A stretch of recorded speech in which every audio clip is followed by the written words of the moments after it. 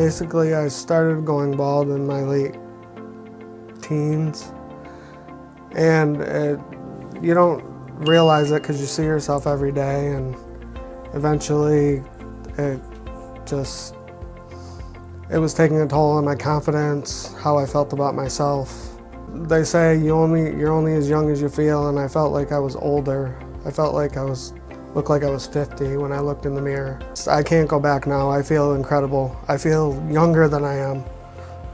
And I have the vitality I had in my 20s. I feel like I'm in my 20s again.